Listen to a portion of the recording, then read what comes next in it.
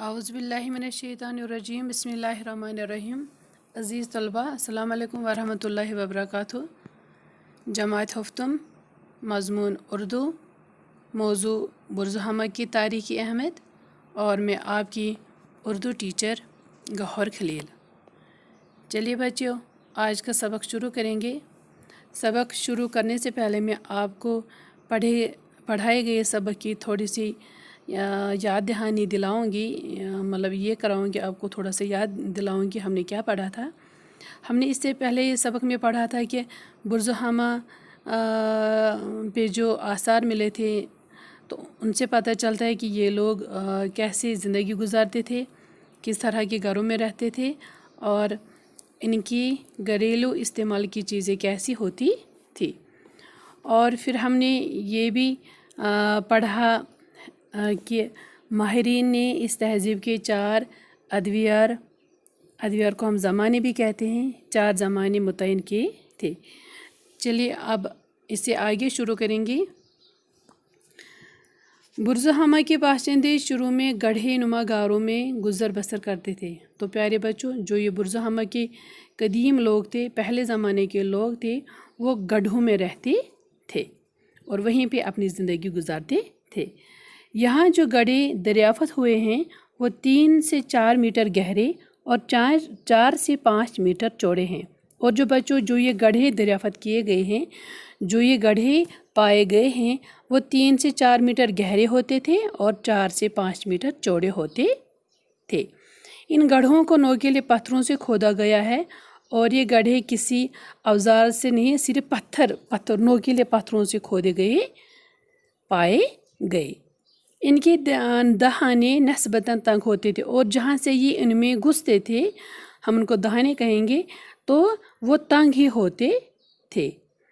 बाज़ गड्ढों में दीवार के साथ ज़ेने बने हुए हैं जिनके ज़रिए से ये लोग इनमें उतर जाते थे।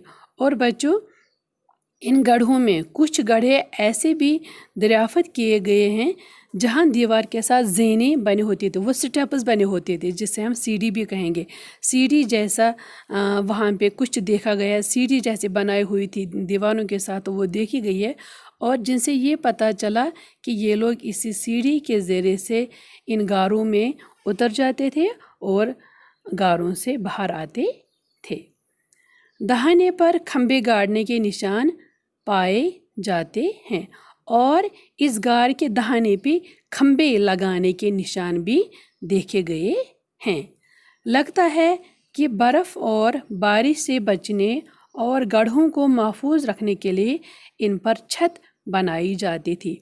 तो ये जो खंबे गाड़ने के निशान पाए गए हैं वहाँ पे, तो इनसे हमें पता चलता है कि ये फिर इन खंभों के ऊपर कुछ लगाते थे, कुछ डालते थे, जिससे फिर ये इनके गड्ढे महफूज रहते थे। ये बर्फ़ से भी बच जाते थे और बारिश से भी बच जाते थे और अपने गड्ढों को महफूज रखने के लिए इन पर छत बनाते थे। बच्चों, ये छत बोझ पत्र की होती थी। गड्ढों के बाहर आग जले बोझ पत्र से इसके इस्तेमाल का पता चलता है। और बच्चों, आप जानते हैं ये छत किस चीज़ की होती थी? ये छत बोझ पत्र की होती थी। बच्चों, बोझ एक दरख्त का नाम है और इसकी छिलके को पत्र बोलते हैं। तो ये उसी बोझ दरख्त की छिलके उतार कर अपने गारों के ऊपर डालते थे और उसी की छत बनाते थे।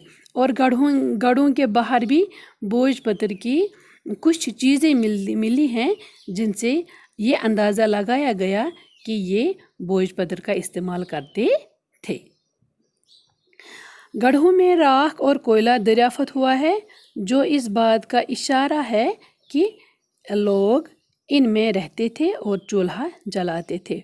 और बेटा और प्यारे बच्चों, गड्ढों में भी राख और कोयला मिला है, जो हमें इस बात का इशारा देते हैं कि ये लोग इन गड्ढों में रहते थे और वहीं पे चूल्हा भी जलाते थे। ऐसे आसार भी मिले हैं जिनसे पता चलता है कि गर्मियों में ये लोग गड्ढे से बाहर भी चूल्हा जलाते थे। और बच्चों, کچھ ایسے بھی چیزیں ملی ہے، کچھ ایسے بھی ثبوت ملے ہیں، آثار ملے ہیں جن سے پتہ چل جاتا تھا کہ یہ لوگ گرمیوں میں گڑھوں سے باہر آتے تھے اور باہر ہی چولہا جلاتے تھے۔ کشمیر کے یہ قدیم باشندے گڑھوں میں شاید اس لیے رہتے تھے کہ موسم سرما کی شدید سردی اور برف باری سے محفوظ رہیں۔ یہ اندازہ کیا جاتا ہے کہ یہ قدیم باشندے، یہ قدیم لوگ گڑھوں میں اس لیے شاید رہتے تھے تاکہ موسم سرما کی سردی اور موسم سرما کی شدید برف باری سے اپنے آپ کو محفوظ رکھے، اپنے آپ کو بچائیں۔ تو بیٹا باقی سبق انشاءاللہ کل کریں گے، تو جب تک کے لیے اللہ حافظ۔